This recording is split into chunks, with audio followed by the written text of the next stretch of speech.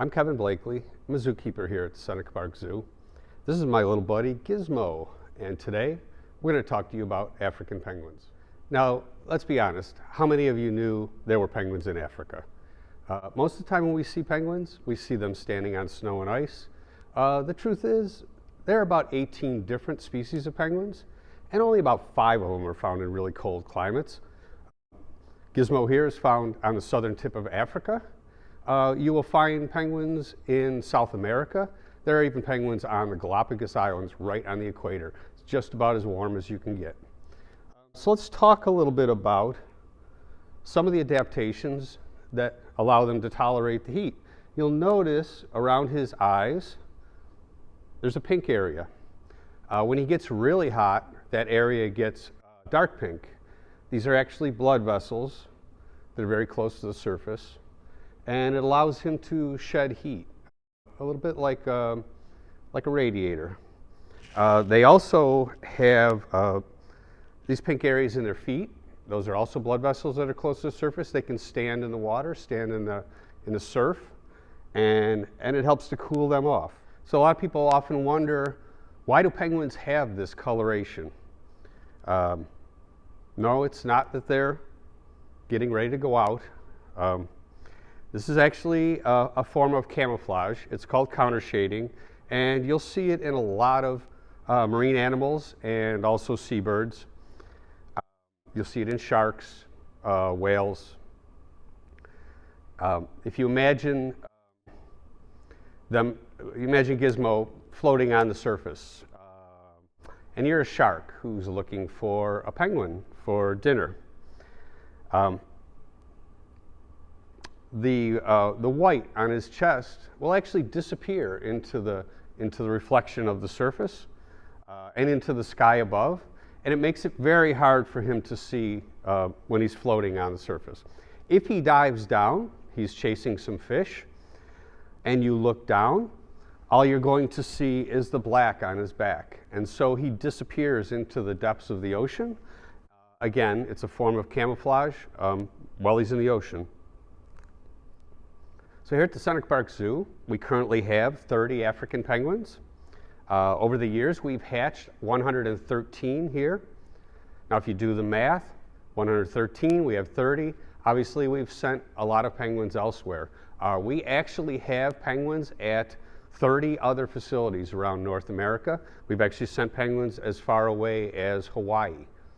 Now, you might wonder how this all happens, moving penguins from one facility to another. They are controlled by a species survival plan. We refer to that as SSP. You'll see that around the zoo with a lot of different animals. This is a central organization that tracks the genetics of all the penguins in North America, and they determine, they'll recommend breeding pairs based on genetics, and they also facilitate the movement between one facility and another. We do not sell. There's no buying and selling of penguins. That's long gone. All AZA facilities work together, and we share birds. So we'll send some birds out. We might get some other birds in just for breeding purposes. Now, I mentioned they're part of a species survival plan. The African penguin is, in fact, an endangered species. Sadly, over the last 100 years, we've lost about 98% of them. There are only 2% left in the wild. There are a number of reasons for this. Some of these reasons were in the past and thankfully have been addressed. And sadly, there are still some issues that they're trying to work on in South Africa. At one time, their eggs were collected as a delicacy in South Africa. And we're talking up to 60,000 a year, and they did this for a dozen years. If you do the math, that's a lot of penguins. It's a lot of penguins that didn't hatch. Obviously devastating for a number of years, and it's taken a long time to come back from that. Also, these are birds. They actually poop a lot. There's a shock. This poop they refer to as guano. And if you imagine millions of these birds living on the islands for thousands of years, That guano actually builds up to be pretty deep. They're talking 6 to 10 feet in spots. It sounds disgusting. The truth is, it makes a really good nesting material for them. When it dries out, it kind of has the consistency of crumbly peat moss. They could burrow into it. It makes a really good nest. It insulates them from the heat and actually provides protection for their eggs and their young. Unfortunately, they also found that it made really good fertilizer. And so for a lot of years, they went out and cleared off all the islands of the guano. It was obviously devastating to the nests that were there at the time. But because this took thousands of years to build up, it really changed the way these penguins had to nest from then on. Unfortunately, now they're having to nest out in the open, out in the rocks, trying to find brush to hide under. It really has opened them up to a lot of predation and also heat stress, and has really reduced the number of eggs that are hatched. Also in that area, overfishing is a huge problem. These guys eat sardines, anchovies. Unfortunately, so do we, and we're way better at catching them than they are. So the overfishing, unfortunately, is causing them to have to go farther and farther to find their fish. Maybe not such an issue for an adult. These are seabirds. They can spend months at sea, but when they're feeding their chicks, one will stay on the eggs or stay with the chicks. The other will go out, find the fish, fill themselves up. They have to bring it back. They're going to regurgitate it up to feed their chicks. The farther they have to go, the farther they have to bring it back, the less they have to feed their chicks. So overfishing does affect chick survival as well. And as you probably heard, South Africa is a major shipping area. There's a lot of small islands, a lot of ships, consequently a lot of oil spills. There's been a couple major ones that have made the news, but realistically there's a lot of them that take place all the time, whether it be from a shipwreck or from just a ship cleaning out its build. So when these guys get oiled, their feathers lose their waterproofing, and consequently they're subject to hypothermia. It forces them out of the water, which means they can't eat. Now they're subject to starvation. They try and clean themselves, they ingest the oil, it's poisonous, they'll get sick from that. Realistically, there is no, realistically when a penguin gets oiled, it's a death sentence unless there's human intervention to clean them. And then the last problem that we're seeing, this is more of a new problem, is the problem of the chick seasons and their molting seasons overlapping. I'm going to put him down for a second. He's getting a little antsy here.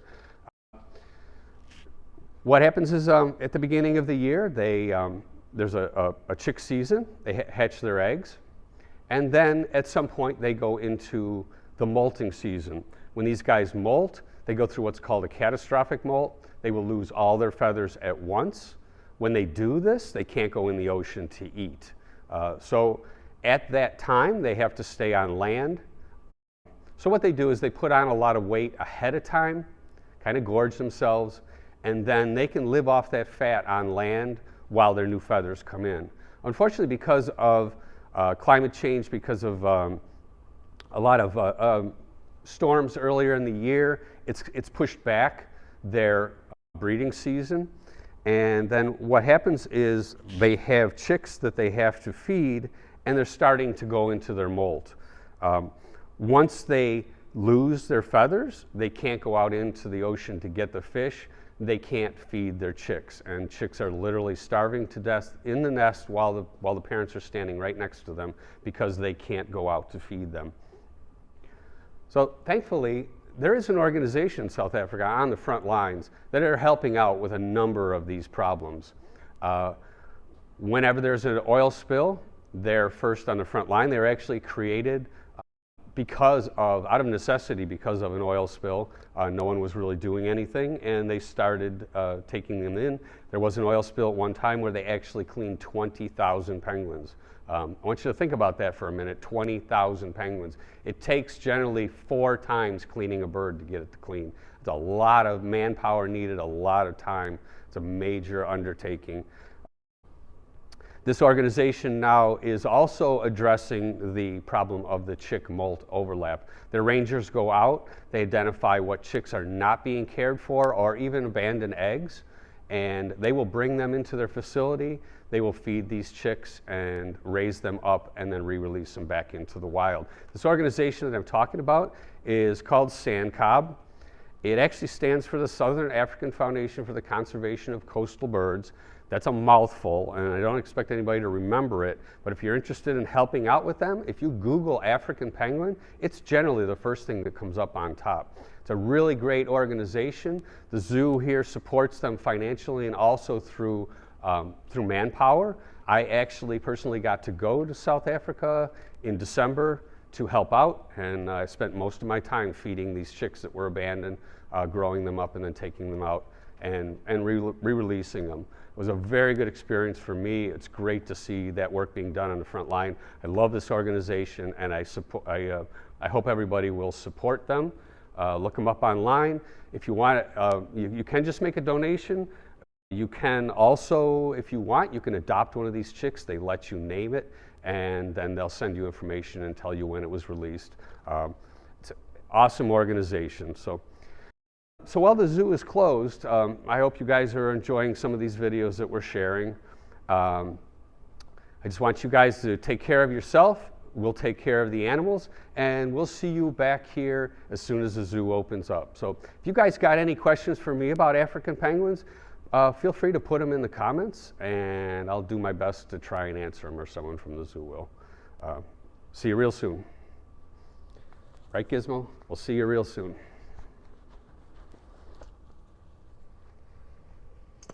Good boy.